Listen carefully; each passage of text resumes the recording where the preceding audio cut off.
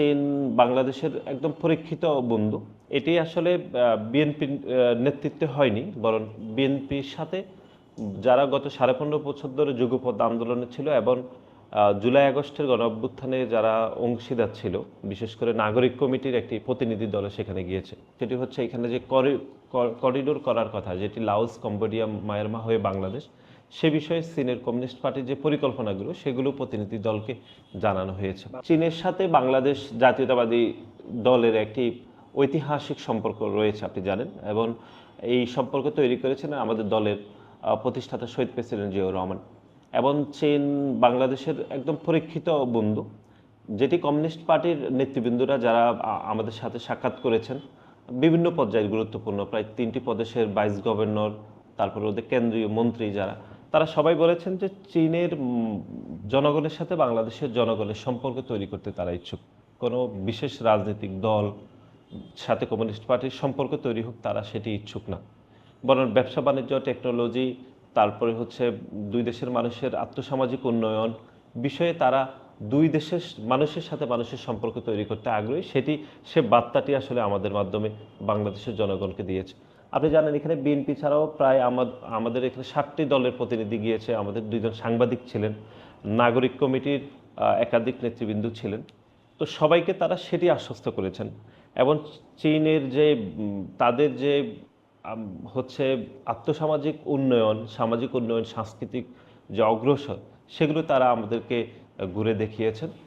এবং আমরা যেটি খুবই মানে যেই কারোই চীনে গিয়ে যেটি সবচেয়ে বেশি চোখে পড়বে সেটি হচ্ছে চীনের মানুষের সময়ানুবর্তিতা, এবং তারা খুবই ডিসিপ্লিন, আর হচ্ছে তারা খুব নিয়ম মানতে পছন্দ করেন। সেটি আমরা হয়তো জাতি হিসাবে আমাদের মধ্যে এক ধরনের এই প্রবণতা কম রয়েছে। এবং আরেকটি বিষয় হচ্ছে বিশ্ববিদ্যালয়গুলোতে তারা যে ধরনের এনভায়রনমেন্ট তৈরি করে রেখেছে, সেটি হয়তো আমাদের দেশে এই ধরনের এনভায়রনমেন্ট এখনও আমরা তৈরি করতে পারিনি।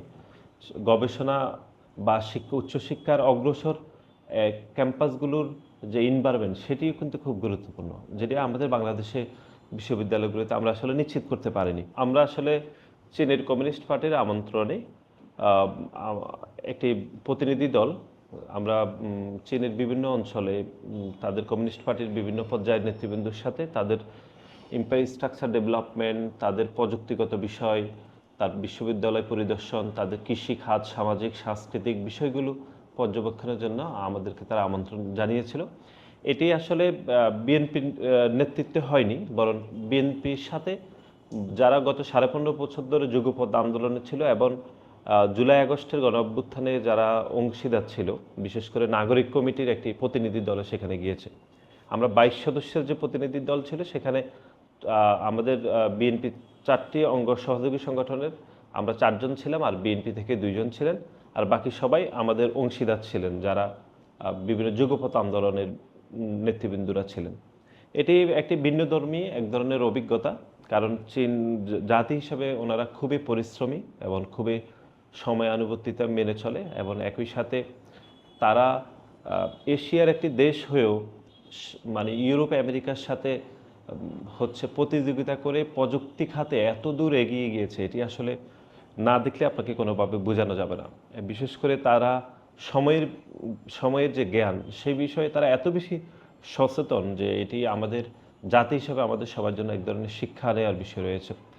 এবং তারা আর্টিফিশিয়াল ইন্টেলিজেন্সি, তারপরে হচ্ছে তাদের কৃষিখাত, প্রযুক্তি, তারপরে হচ্ছে তাদের যে ট্রাফিক সিস্টেম এবং বিশ্ববিদ্যালয়গুলোতে যে পড়াশোনার যে সিস্টেম, সেগুলো অনেক দূর আসলে এগিয়ে গিয়েছে, সেগুলো তারা আমাদেরকে দেখিয়েছে।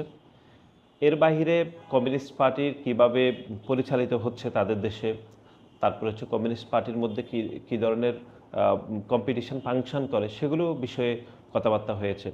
এর বাহিরে আপনি জানেন যে দীর্ঘদিন ধরে একটা বিষয় নিয়ে বাংলাদেশের সরকারের সহিত ভারতে হচ্ছে চীনের কমিউনিস্ট পার্টির আলাপ আলোচনা চলছে প্রায় অনেক দশক ধরে। সেটি হচ্ছে এখানে যে করিডোর করার কথা, যেটি লাওস, কম্বোডিয়া, মায়ানমার হয়ে বাংলাদেশ, সে বিষয়ে চীনের কমিউনিস্ট পার্টির যে পরিকল্পনাগুলো সেগুলো প্রতিনিধি দলকে জানানো হয়েছে।